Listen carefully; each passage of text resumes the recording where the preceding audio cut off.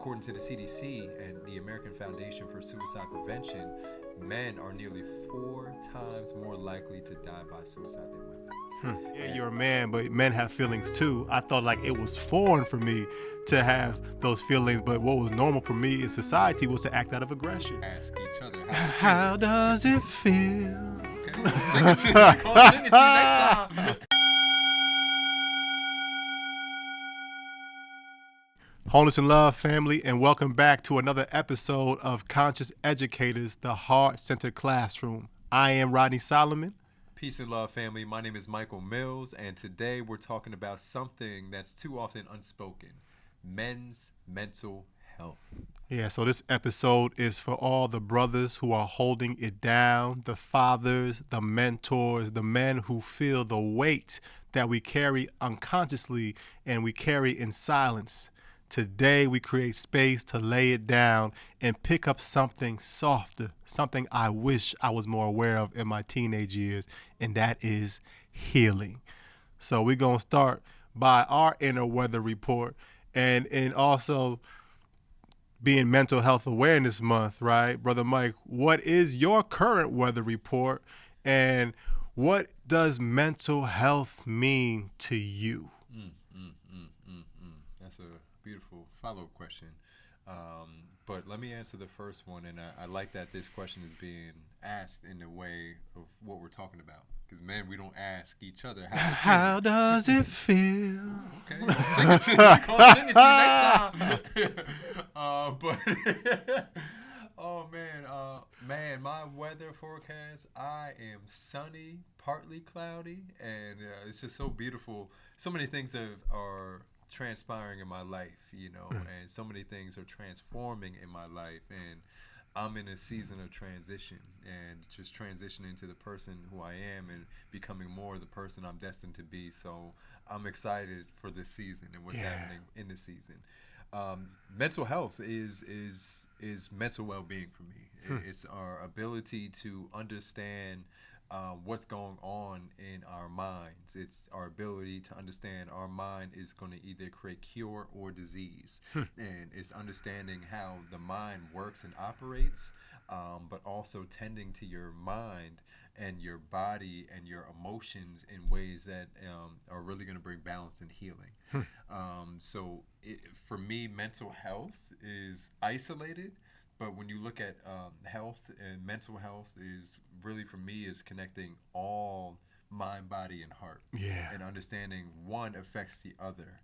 And when I'm healthy in one, I'm going to be healthy in the others, and vice versa. If I'm unhealthy here, I'm going to be unhealthy in my physical and my emotional body. So mental health is as I'm seeing in the society, is our ability to understand that, okay, we do need to talk about it. Yeah. So that's kind of like my answer in short. But how about yourself? I think that was beautifully said, because I feel like when I think about mental health, it's not my answer yet, but it's like it does involve everything. So like, do we have an emotional awareness health? Do we have not to be like funny, but that always comes to my mind because they're all just a bridge. But yeah, I'm feeling like, I say, like a beautiful sunny day with a little bit of clouds blocking the sun. Busy day. We up early, had a lot of engagements, beautiful engagements. We're here doing the double podcast shift, and then tonight we got the donor dinner. So a lot of things that are on the plate. So it's just a beautiful day. Those clouds are just moments of everything is not super organized and structured. I'm thinking about my to-do list, but realizing that sometimes you just got to surrender and allow those clouds to pass and embrace whatever sunlight you have access to. And mental health, definitely very similar, but I'm going to answer it differently. Like, I remember listening to a little empowering motivational video. Sometimes you see me pull up when I pick you up with those motivation videos in the background. But Eric Thomas was kind of going in about when you think about mental health, you think about mental strength, and the opposite of mental strength is mental weakness. And it's like, if we're going to the gym to become strong physically, we have to do exercises and workouts to build that strength. And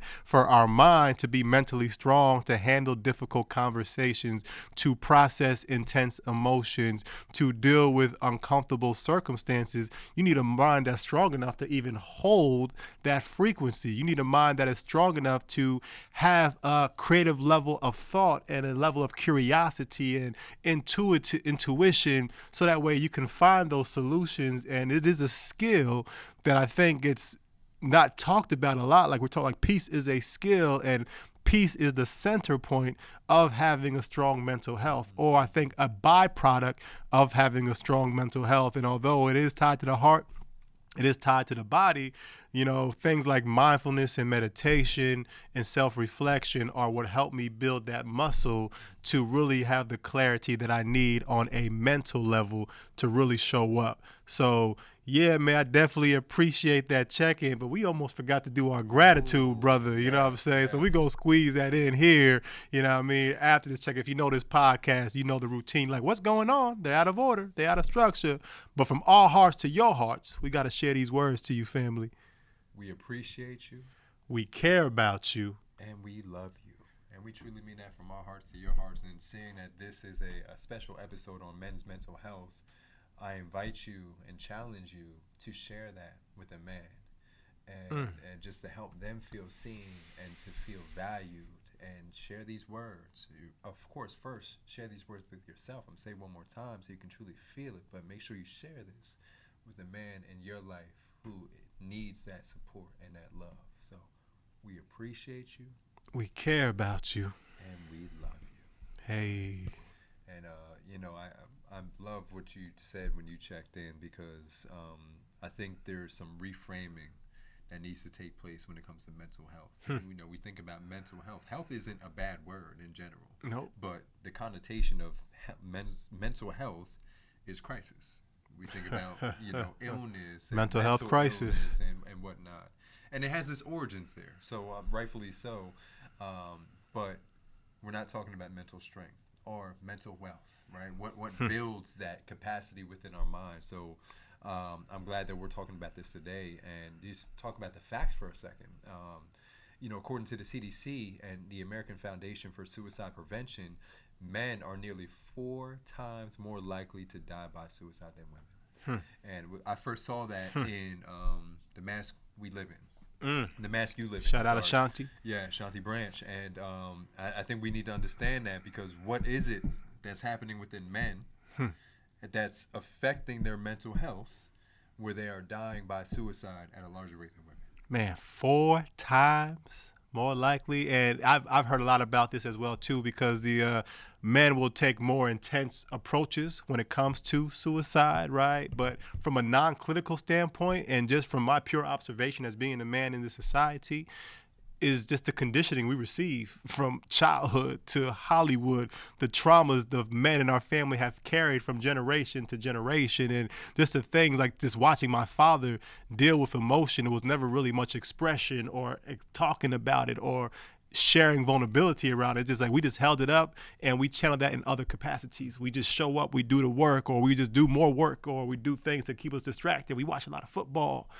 You know what I mean? We watch a lot of basketball, you know what I'm saying? We drink a lot of beers, the conditioning. And when it comes time to be vulnerable, you might actually have a moment to share something. You ever been around your fellas or your boys, or you thought your boys were, you want to share something serious about pain, hurt, loss, or breakup, and then all of a sudden, through our lack of emotional empathy and intelligence, they laughing at you, right? Even some of your homegirls might be laughing at you. Your own partners might be laughing at you. And what does that do? Boom, we shut that down. But pain needs an outlet, as we've been told. But I'm curious, though, from your personal experience, where do you think this may be coming from, or the knowledge you have access to within that consciousness? I think we have a misidentification of what masculine energy looks like.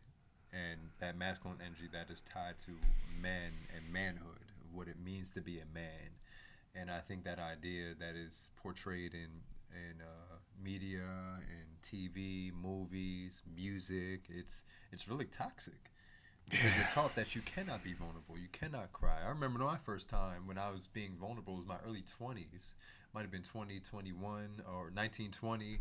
I was going through pain. I was going through my dark night of the soul, one of many, but it was around that time. Onion layers. But the dark night of the soul, and my heart was broken by a recent relationship, and I started tearing up a little bit, And I remember my friend in the room started laughing at me. And I'm You ever like, told me so I always laugh. I don't know why I laugh. You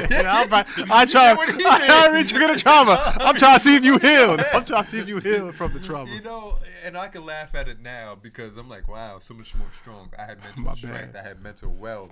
But it's like, man, yeah, it is it's a conditioning, right? I remember myself doing that to others, right? There's another I'm person guilty. that we know, and, you know, and like I seen him crying out in public. He saw his ex-girlfriend with another person, and you know, I saw him tear up, and we were out here laughing. He went to the bathroom and everything. He left early that night, but we were here laughing and making fun of him instead of. This is how karma works. Come back to you strong. But what is it that we're men are conditioned that we cannot be vulnerable? Like that's a source of weakness instead of strength. And I'll ask you, Brother Rob, what was a moment in your life where you felt the pressure to man up and to live to that identity when you really needed to break down? Oh man, I guess like I give blessings and gratefulness for whatever karmic path that put me into life with the family I had. Like I definitely say I have a very blessed and beautiful life. A lot of suppressed emotions from lack of emotional connection in my household. But I think a tipping point of my traumas that I didn't endure in my childhood became fully exploded when I was in college, when I went through that heartbreak, when I had that girl I was with, she cheated on me with one of my teammates, and it became overwhelming. I didn't understand it at the time, like, why is this affecting me so much? And talking to the people around me, from my brothers and teammates who are close to me, even the female friends, the common language is like, kind of like, just man up. You know what I'm saying? Like, just deal with it. So I kind of carried that moment unconsciously, transferring schools to Monmouth University, just trying to man up, but I was partying more, chasing females more, playing video games more, getting involved in risky behaviors more, because what I really needed in that moment was someone just to hold me, someone just to be like, yo, it's okay to cry about this, man. It's okay to express, like, yeah, this hurts you. Yeah, you're a man, but men have feelings too. I thought like it was foreign for me to have those feelings, but what was normal for me in society was to act out of aggression, to act out of rage. So that was a moment where I could really say being held and being open to be supported would have been way more beneficial for my growth. But that pain transformed into purpose, because it definitely was a cataclysm to this journey of my awakening, was that moment, which I did not know then. So something to be mindful of, ladies, even fellas, when you got someone dealing with some kind of emotional tension. It may not be that breakup that's the true cause of their emotional breakdown. It may not be the heartbreak, but it could be the layers of pain that are underneath that space that need to be held, that are released because of that space. So yeah. That's powerful. That's powerful. That's powerful. Man, that's a what did you? I'm curious because you just shared a powerful story with us. Yeah. A reflection of what you went through. What was it that you needed at that time? I needed supported me like a safe container. Yeah. You know, a person that I know I could be, that won't be judged by. I think due to previous scars of sharing things, we believe everyone is a threat. You know, but a safe space. They had no Chat GPT back then where I could just talk about not recommending Chat GPT as a therapist, but just a voice to mirror, not giving me advice, not telling me what to do, but I just had to get it off my chest. It took me years. It was a couple of friends I got toward the end of my college career that I felt safer with to just talk about that story and to share with it, but it didn't really become something I found power in till about 2013, 2014, 2015, where I could speak about it like I'm talking about it right now. And I think it wasn't even until the True North training that we took in 2017 where we had those sacred circles where we would share dark nights of our soul and a group of folks that I did not know for a lick of paint, you know what I'm saying? So I was like, okay, let me just be fully vulnerable here, because I'm not going to see these folks like that anyway, so they judge me or not. But that was where I was like, oh, that's why you have to tell this story. It's not about the person that's listening, but having a space where you could just share without no one giving you any feedback. And if you cry, holding that space to cry.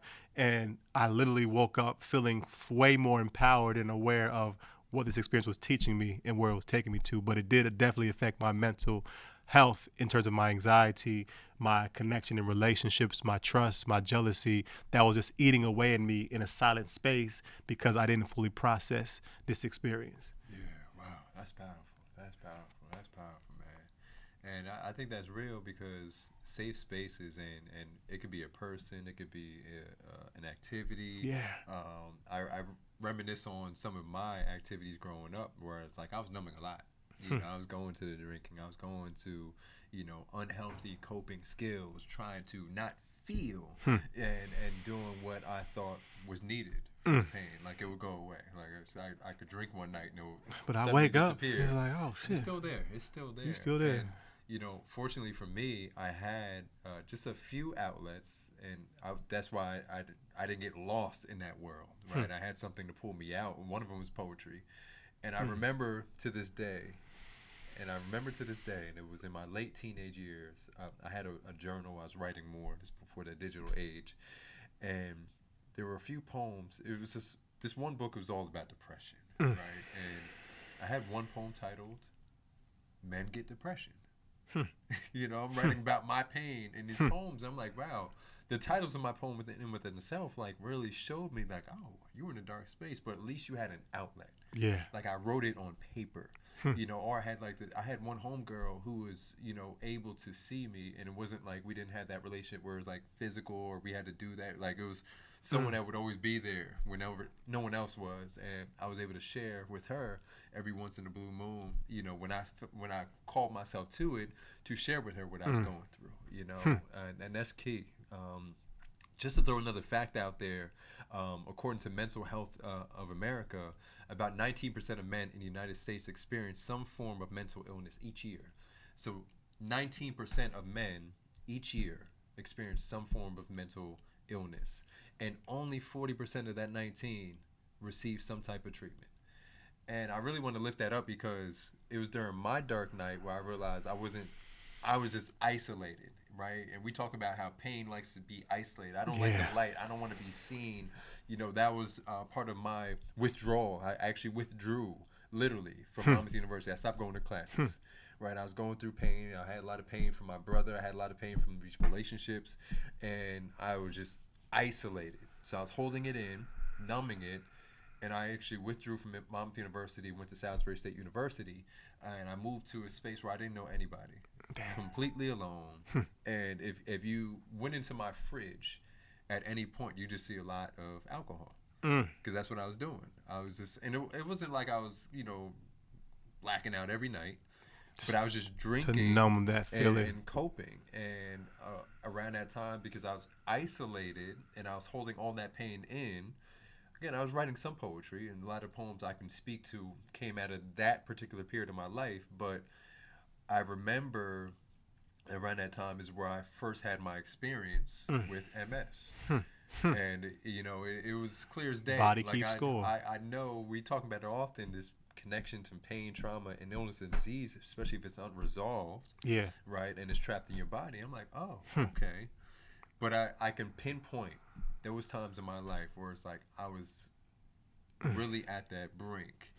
And my mental health wasn't being taken care of, and it connected to illness. It's kind of came correlation. We've been telling these stories for a long time to each other, though, but it seems like we were really suffering at very similar times and ages in our journey, and it seems like we were suffering in silence, and we see it throughout our friends, but we endured and experienced ourselves.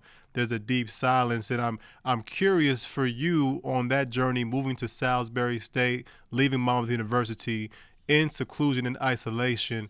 What was it that supported you in becoming one of those 40% in seeking support and help? What was it that really helped you begin to climb out of that darkness closer towards the light that you are embodying and holding right now?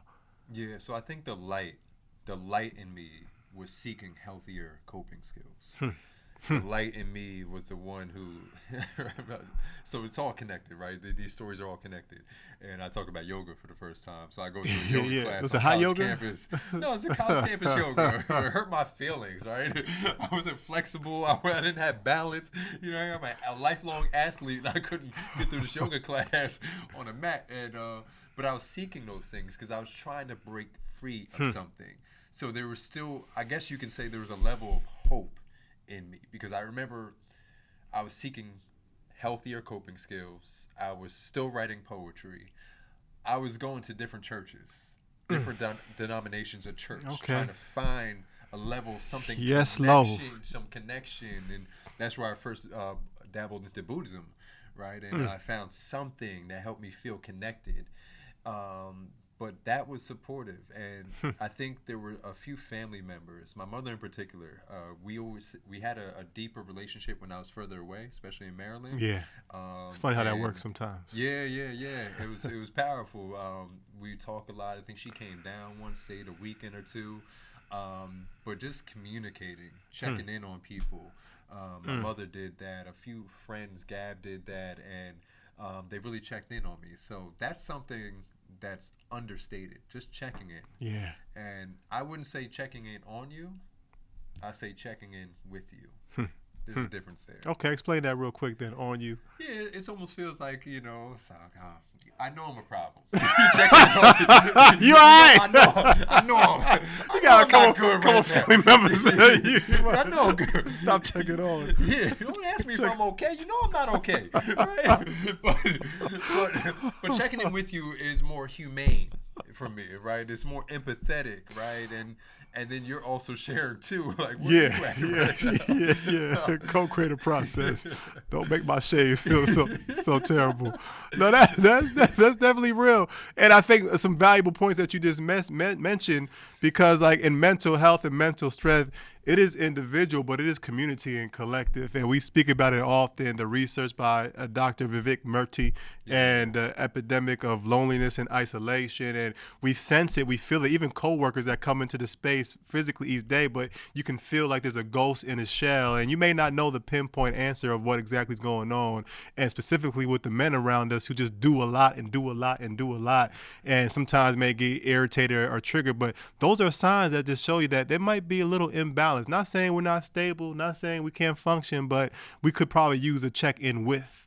And just kind of seeing, showing that we care and holding empathy and providing that safe space where people can be heard. And one thing you mentioned a lot, this is more related to what you and your partner, but you mentioned in the previous podcast, like when you do have conversations, you identify like what you need. And I think that sometimes for someone who really wants to be helpful and they're not doing it from ill will, they're kind of giving you feedback and suggestions. But I remember you saying one thing like, hey, your lady will ask you like, hey, what do you need? Do you need for me to give you feedback, or do you just need for me to be a voice to listen to you? And when you said that, that's so profound and powerful because it helps create clarity. Because sometimes we don't always know what we need, right? We just ask it, share it, and I'm like, oh, okay, and I don't want advice. I do want advice, but having that ask of working with somebody, working with them, and checking in like, hey, how can I best support you? Do you want me to just be a soundboard, or do you looking for me to kind of give you some feedback or advice? So little question for you though, when moving too fast, too hard, what usually triggers you to slow down and check back within at this stage, someone that has more grounded and more mental strength? What are those alarm signals that you receive that anchor you back into this moment? My body for sure.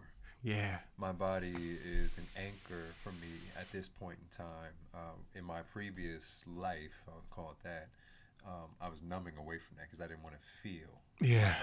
So whether it's getting high or drinking, I was literally trying not to feel that, especially all in here, because I didn't want to feel this. This was uncomfortable, and it was unknown at the time. But definitely checking in with my body. I check in here first and foremost, and I'll even touch there too to give some physical sensation. But I'll notice how I'm breathing. I'll notice how what my body, if there's any points in my body that are tense or tight. I do this this thing, my jaw. Yeah. Wiggle my jaw from side to side. Oh, lion's breath. It's like, wow. Ooh, wow. This is. Oh, you choose something that just tight. hurts really bad. Like, why that jaw? This is tight. What are you not saying right now? But that body checking is golden for me. What about yourself? Yeah, I think I'm in the same alignment, man. Like I used to have that leg tapping when I was in high school, or I'd be like very fidgety and like very antsy, and that walking is a balance. But I have the tense shoulders. I got the little tinge in between my forehead. My wife sees it all the time. She's like, excuse me? You know what I'm saying? Like, it's like, is everything good? But it's like the body cues, and now at a more advanced layer as I develop through practice is the skill of observing my breathing, because even to this day, my ego will be like, yeah, I'm good.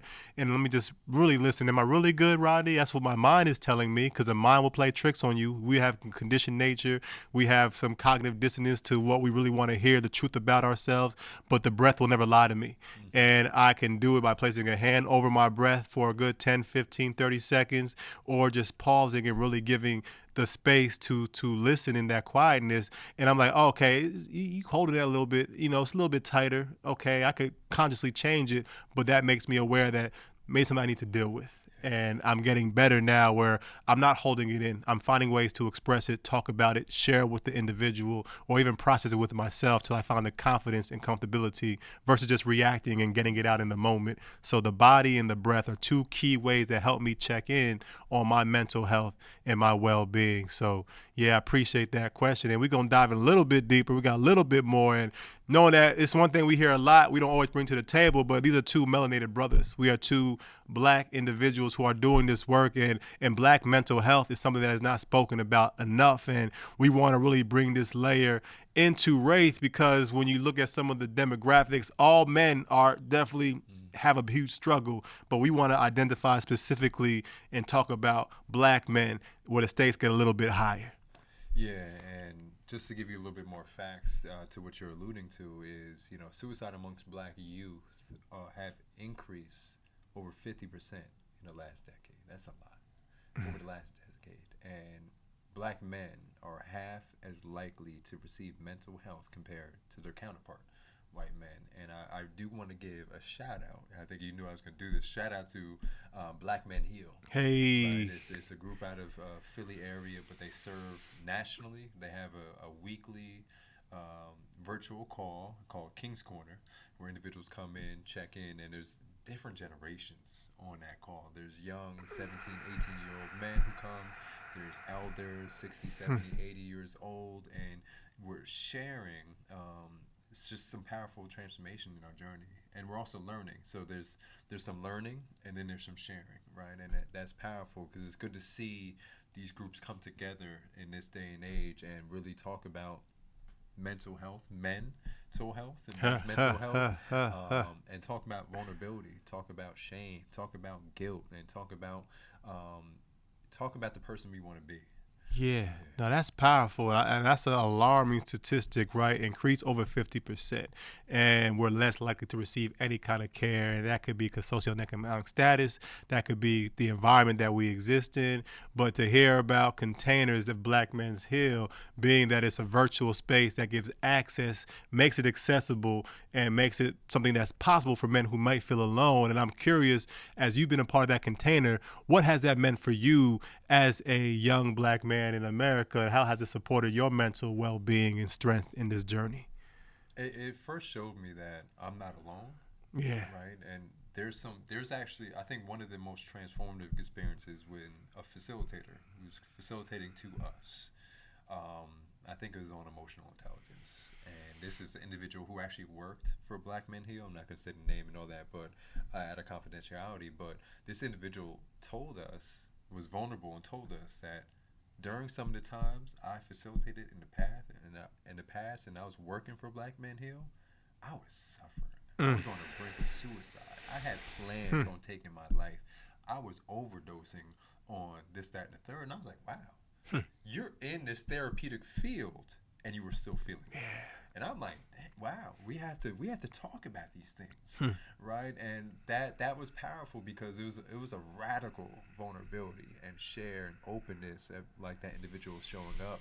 And so what I have seen and felt and gained out of it was just deep vulnerability, deep like it felt like masculine healing. Yeah. Because I'm looking at the men in my family and the lineage, and I'm like, okay, all the parts of you are inside of me. Every last one. So I need to heal that too. Even though it's not my direct experience, but I see it show up in relationships. I see it show up in my life. So I still need to heal that, and that generational pain is key. That racial trauma is key.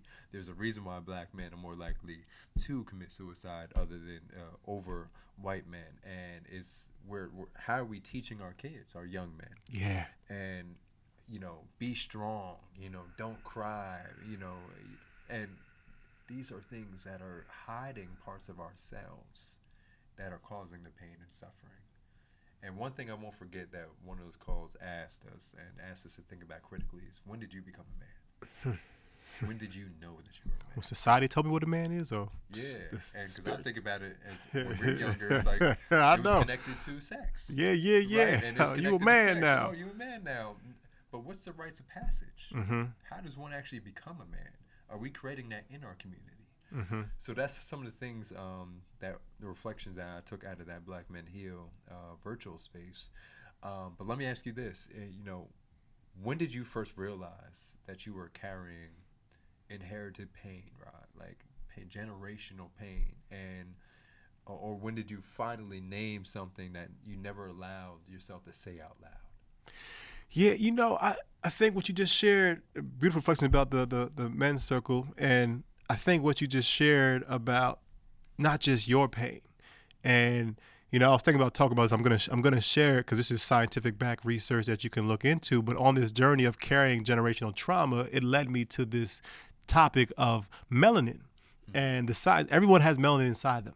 Some folks have more concentrated melanin based upon their pigmentation, and melanin in its inherent is like the cell of the cosmos. Melanin is able to absorb light, sound, energy at a massive rate, and it can begin to overload one system or help it transform one system. So when people of melanin descent carry trauma, it's felt more intensely. You know what I mean? This is from the folks in the Melanated Conference where folks don't even look melanated who are doing this research. Melanin is worth more in a gram than a gold is worth by the gram. That's how powerful it is. And there's so much research that I was learning about in my studies. I forgot the author's name, but Dr. Layla Africa had a book on melanin, a small little pamphlet that he was breaking down the science of how the molecules and how this is a doorway to a divine consciousness. Everyone has melanin. Some just have more concentrated, but folks who are melanin dominant, they carry trauma. And that made me realize I always felt very deeply. And as I began to express the pain that my father was never able to express, the frustration he would have towards his own father that he never expressed to his father, it made me realize, okay, I don't got to do it the way he's doing it and is out of anger, but I can just share this frustration I have out of love. And I can transform that frustration in my fatherhood journey to my children to bridge that gap and just kind of naming the silent things that weren't spoken about that were so clear and evident in my childhood that were just perceived to be normal because not just my family was not talking about feelings or emotions or traumas and pain. Other families I was around, I didn't see anyone else do it. So this is just the normal. Then you turn the TV on. So just speaking about it, having conversations with men like you about it are things that allow for me to look at pain in a more purposeful way. Where it's come to the point where I knew I had to be in that house. So I knew I had to have this experience. I had to have these feelings to help alchemize who I'm going to be right now. So I would say that was definitely the catalyst to this bigger picture. Yeah, so. That's beautiful. That's beautiful. That's beautiful. And I think, as we alluded to earlier, when we're talking about mental health, we're not talking about mental wealth or mental strength and how to build that capacity. And I wish along my journey, when I needed support, when I needed someone to say, they were actually giving me solutions to take home too. Yeah. Right. And solutions that yeah, man, I'm not weak if I'm going to a therapist, counselor, but counselors that will also tell me, it's like, this is how you regulate yourself. Yeah. Right. This is how you connect back to yourself. This is how you reframe your mind. And that capacity is extremely important because on the other side, you do have two men like you, me and you, yeah, right, who are able to connect to that space and not just we're not perfect and away from pain, right? But we have a different pathway. We have a different filter on how that pain moves through us. And the solutions helps us bring us into a regulated state and helps us ground ourselves, not just for ourselves, but for our community.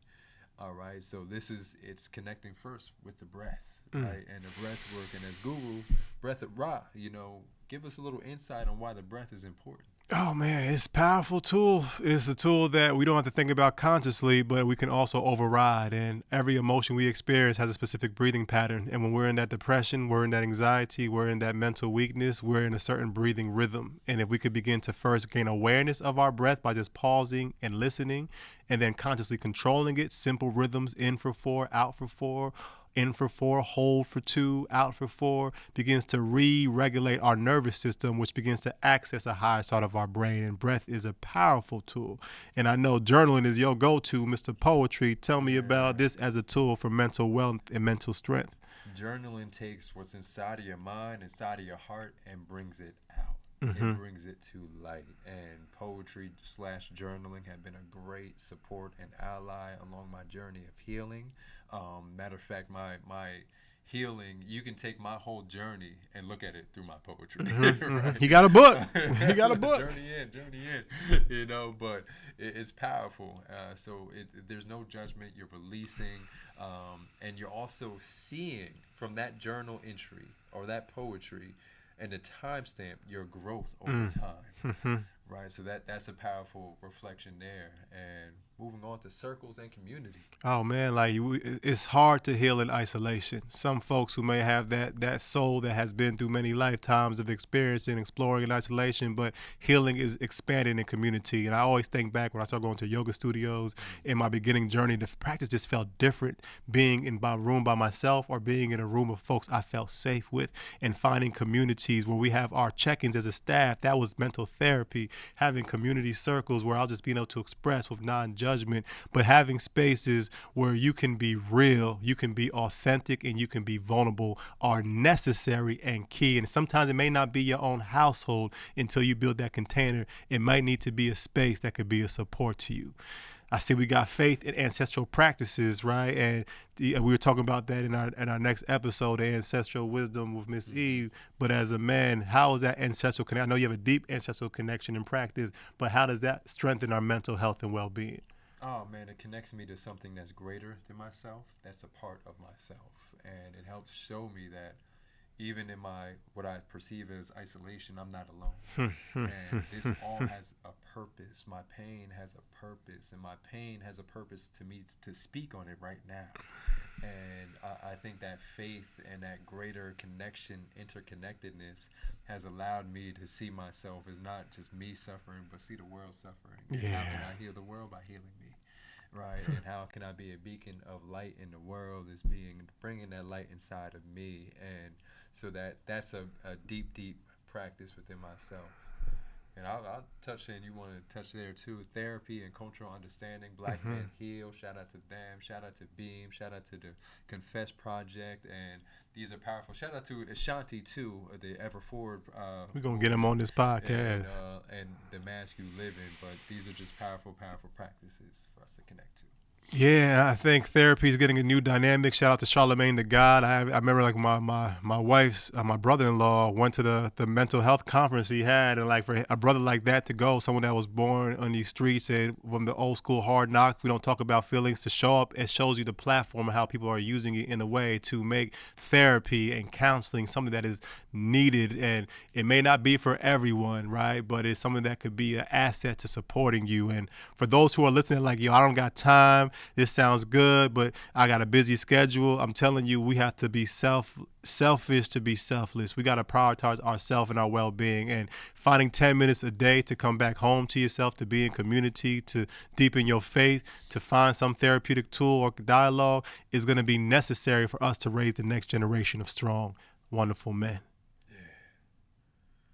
That's powerful. But we about to land this ship, right? You know what I mean? And we know moving forward, as men of color, men in general, our embodiment, our transformation and awakening isn't just a framework we carry as an organization, but it's a lifestyle that is needed in order to support us in deepening our mental strength. Man, and we're talking about embodiment, transformation, and awakening. Embodiment, feel it in your body. Transformation, let the pain be the portal to see a greater version of yourself. And awakening, live with vision beyond your wounds. And maybe the wounds are where the light enters. Through me. So, quote. But really thinking about mental health, and I realize, and I really believe this so deeply, Our trauma is a part of our karma, and our pain is a part of our purpose. They're not separate from one another, they're tied together. So, whatever hand that you have been dealt in life, the awakened brain begins to see and reflect on what is life showing me, right? What is the deeper lesson? And transformation is having a container that can hold this emotion long enough to access your divine nature, becoming something greater than my current belief, something that's a bigger possibility. And with that being stated, man, what does awakening look like for you as a man navigating this world right now, Brother Mike? Awakening looks like first healing the parts of me. The you know a lot of people talk about toxic masculinity or patriarchy, but healing those parts of me, doing the generational work inside, looking at not the just generational pain, but generational wisdom and resilience that's inside of me, and learning how to be a better beacon of light and showing like the true definition of what balanced masculinity looks like, and understanding that in my divine nature I do have a vulnerable side, I do have an emotional side, I do have a creative side, and it's not just all left brain logic and rationale. And also understanding a protector is also here to protect myself and heal myself. And as a protector, I am also not here to do any harm on others. So it's not about going out and creating fire, but can I be a firefighter and really balance the flame within, so it's not destructive, but it's actually creative and creating a beautiful, harmonious world. That's powerful. What about Firefighter. yourself? Yeah, as you're sharing that, you know what's awakening in me, and we didn't touch too much on it in this episode specifically, but it is something that I know I have to continue to do more of. Being that I'm a father of 3 young boys that will become men one day, I realize now at this stage how important it is for me to deepen my connection to that divine feminine within myself, that feminine energy, that compassion, that kindness, that love, that gentleness, that patience, that being able to absorb and be a receiver of love, but also expressing love, and having that space where I'm being more imaginative and creative, and allowing that to soften my hardness and my rigidness, and really allowing that to be a nice balance for my sons can see a greater version, not just my children, but the children that I serve in our community programs in our organization. I'm a coach in Neptune for the Rec Soccer League. So it's so important that I continue to nurture and connect into that feminine space within me, so I could be more loving to my wife. I could be more loving to myself, more kind and compassionate, so I could be that example in the world and really be a greater balance of mental health and strength. So Hey, yay. we are wrapping this up, right? And we are definitely grateful for this mental health awareness episode, and really want to give our appreciation. If this resonated with you, if you really took this and liked it, please like, subscribe, and even share with a man that could use some of these words and wisdom, or write some of this wisdom down and share with a man who may not listen to this episode. As when we have stronger men in our community, our females can become more safe, more grounded and protected, and be the nurturers that they are destined to be. Although we carry both those frequencies inside of ourselves, we have a sacred role in this physical embodiment in this actual earth to really be that assistant and supporter. So like, subscribe, give us a follow, and please continue to check us out and come to our community center. Yeah, and I'll just echo some of what you said. Definitely love on and celebrate the men in your life, and really lift up those men who are righteous and doing beautiful work in the world, and people who are men who are standing on principles and values, and men who are standing on righteousness. Celebrate them, lift them up, tell them that they are seen, they are heard in this world of all this patriarchy, all this toxic masculinity. We have to really lift up the men who are doing the right thing in their community, who are being fathers at home, who are showing up for their family, fathers, to father figures for other youth in the community, and really lifting up the community in a beautiful way, creating safety in the community. And just really lift them up and lift yourself up as well, and understand that we do love you and we do appreciate you and care about you, and we are here to build something beautiful and harmonious in this world. Yeah, so if you made it this far, we have our Sacred King Circle, the fourth Fridays of the month. Might change slightly in the summertime, but it's a safe space for all men to build, to connect, and to begin to access those spaces of deeper balance and mental well-being. So without further ado, family, we appreciate you. We care about you. And we love you.